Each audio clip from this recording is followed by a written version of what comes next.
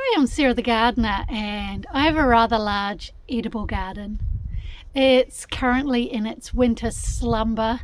There's still a few languishing warm season crops like the peppers are surprisingly still hanging in there, even though we had 130-kilometre-an-hour winds last week. I can still see red in among all the burnt leaves. There's some capsicums ready to pick. But for the most part, it doesn't need a lot of attention. So I turn my attention during the winter to the palace. So what I have up these stairs is what I like to call the palace. The inspiration comes from the amazing palaces at Versailles and Hampton Court, and you'd think the garden. Well, it's not actually the garden that inspired me, it's the royal chambers. See, the thing is with the royal chambers in those palaces, to get from one room to the next and right to the end, you have to go all the way through each room. There's no corridor. It's not like we know them in our modern homes these days. And so and each room, if you've ever been there, opulently decorated but vastly different from the one before. There's a blue room and a green room and a gold room and a red room. They are not, there's no cohesive modern design bringing them all together. It's just, this is this room and this is her room. And so basically this is what I want to replicate with my garden up here in the palace. Is it's the only really bit of flat land we have left. I mean, most of the land we have is up a hill, and so this is the last little strip of flat land that I can really garden on without too much difficulty. So what I've done is I'm creating all these little garden rooms that, in the style of these palaces, is to get from one to the other you have to walk through them all. But the thing is, as well, is I want to make them all so vastly different, so that, I mean, there will be a cohesive link, because, well, I don't think I can get away with it as well as an amazing palace, but so there will be a cohesive link between each garden, but for the most part they will be different. And I've done 2 rooms already, and I've started on room number 3. So let me just show you around. It will be a lot easier to guide you around in that way. Right, come with me. Come on, let's go.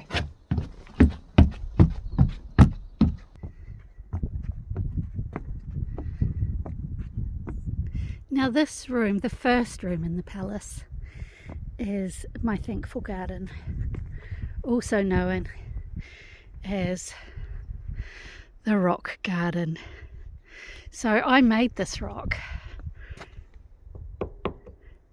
It's made out of chicken wire cement and fabric that I cut up and like paper mache, and made the rock into something monumental, because let's face it, at the end of the day, buying a rock that big and getting it up here would have been massive big deal and expense. So we have the rock. So the rock is for remembrance. In the Bible there's a thing called an Ebenezer stone, and it's a place where they put a rock to remember how thankful they were. And to be honest, I'm super thankful about where we live. It's just an amazing situation. I mean, look at this view. Is that not stunning? So what we have in the garden, aside from the rock, is underneath the rock is some chamomile, and oh my gosh, it smells so amazing when you disturb it. So the chamomile's there because its fragrance gives just a peaceful, relaxing vibe, and so it helps to just encourage you to sit and just relax and just enjoy the space. So it has a rosemary hedge, and the rosemary, of course, is for remembrance, and it also smells amazing. The thing is, it is looking a little scruffy at the moment, and needs a clip, but I'm not going to clip it in winter. That can wait for the spring.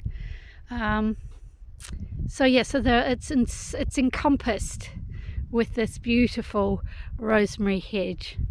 And the bricks on the ground that make the path, these were reclaimed and recycled, which reflects the fact that we actually reclaimed and recycled our house. It was relocated. And of course, most importantly, is there is somewhere to sit and to contemplate all that we are thankful for. It's a beautiful spot. Leading on from room 1 is room 2, and this is my thyme garden. It's mostly native planting. It's in its second year. So the first year it sleeps, the second year it creeps, and the third year it leaps.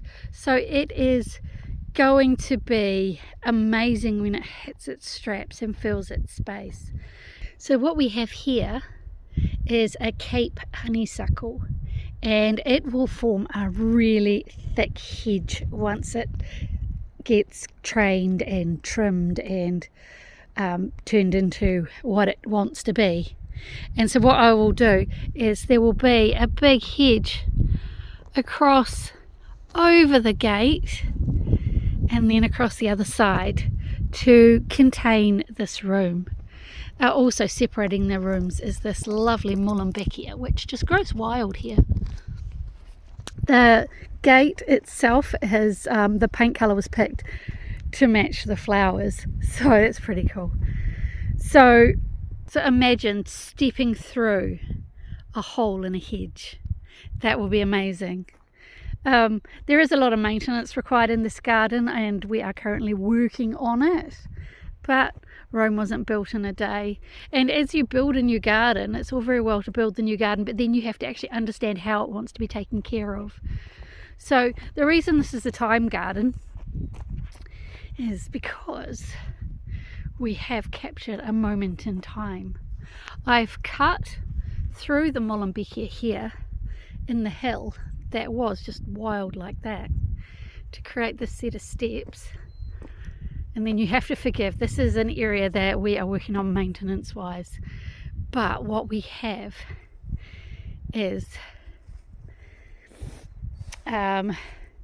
this is a sundial. It's actually not set down because we came up with glue and it was cloudy and never came back, but that's okay, we can adjust it for daylight savings. But it's also a compass, so if you want to get your bearings, west is out there.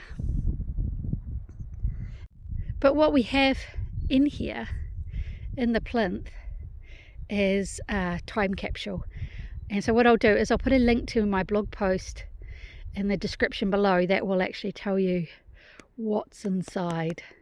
Maybe in 100 years people will open it up and get a snapshot of our lives. And so that's room 2. But what we have over here is the makings of room 3. This is going to be amazing. So this is untapped potential. It is, I can see the finished garden in my head. Once again, we have the Cape honeysuckle that will also overarch that gate, and so room 2 will be completely enrobed in this beautiful hedge. Now we've spent the last 6 to 8 weeks just getting this weed free. We had a tractor come and clear away all the kikuya, and then we just went through and removed all the remaining roots and rhizomes that were hidden in the soil. And then once a week we come up and we just hoe and hoe and hoe anything that has decided to pop up. So I think we're at a place now we can call it a blank canvas and we can get started. So join me as I turn this amazing space into something incredible. You should see what I have going on in my head. Well, actually you probably shouldn't, but you know, for this garden it is going to be absolutely amazing. So thanks so much for watching, and we'll see you next time. Take care.